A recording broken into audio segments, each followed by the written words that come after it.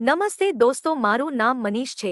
હું ઘણા દિવસથી વિચારતો હતો કે મારી સાથે ઘટેલી ઘટના તમારી સામે વ્યક્ત કરું। હું તમને આ મારી વાર્તા કહું છું। આ વાર્તા મારા મામાના લગ્નથી શરૂ થઈ છે। મામાની એક સાડી છે જે રૂપાળી અને સુંદર છે। એ મામાની સાડીનું નામ ખુશ્બુ છે। તે દેખાવમાં ખૂબ સુંદર છે। સસલા જોઈને મનમાં થઈ કે હમણાં જ જઈને રમાડવા લાગું, પણ શું કરું? ખુદને કાબૂમાં રાખતો હતો। વિચારતો કે અગર કોઈને ખબર પડી તો મારી બદનામી થશે। પણ મને થોડી ખબર હતી કે જેના માટે હું આવું વિચારું છું તે પણ મારા માટે તેવું જ વિચારે છે। આ વાતની મને ત્યારે ખબર પડી જ્યારે મારા મામાના લગ્ન હતા અને ઘરમાં લગ્નનો માહોલ હતો। બધા મામાના લગ્નથી બહુ ખુશ હતા। મામાના લગ્નની જાન બહાર નીકળીને મંડપ સુધી પહોંચી ગઈ હતી।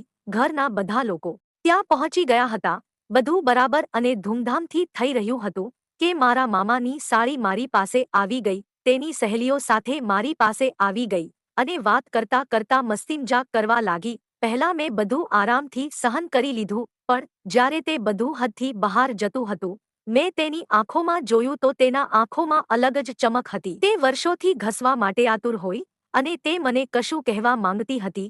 તે આગળ ચાલવા લાગી ને મને ફરીને જોવા લાગી અને મને ઈશારો કર્યો, જેમ કે તે મને તેના પાછળ આવવા માટે બોલે છે।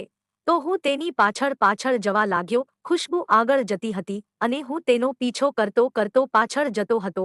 જતાં જતાં ખુશ્બુ એક રૂમમાં ઘૂસી ગઈ અને મને પણ તે રૂમમાં બોલાવતી હતી।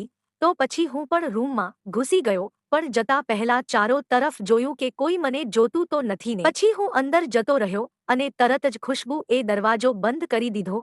એ દરવાજો બંધ કર્યો અને તરત મને જોરથી પકડીને તેને મારા પર ખુશ્બુ એ હુમલો કર્યો, જેની માટે હું તૈયાર ન હતો।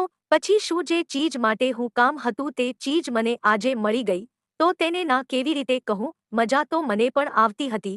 ખુશ્બુ મને બોકા કરતી જતી હતી તો મેં પણ ખુશ્બુને કરવાનું ચાલુ કર્યું। મને એમ લાગ્યું કે ખુશ્બુનો હાથ મારા ઢીગલા પર છે। એનાથી મારી હિંમત વધી ગઈ।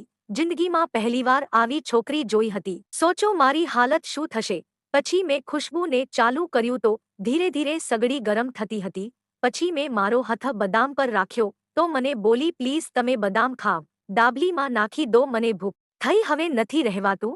ધીરે ધીરે કૂદકા મારવાનું ચાલુ કર્યું। ખુશ્બુને મજા આવવા લાગી તો તે જોર જોરથી હસવા લાગી અને બોલી, તોડી નાખો ડાબલીને। આ સાંભળીને મને પણ ગુસ્સો આવ્યો।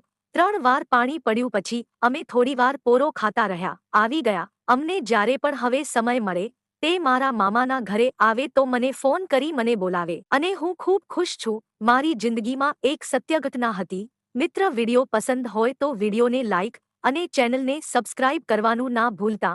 મળીશું એક નવા વિડિયોમાં, ત્યાં સુધી।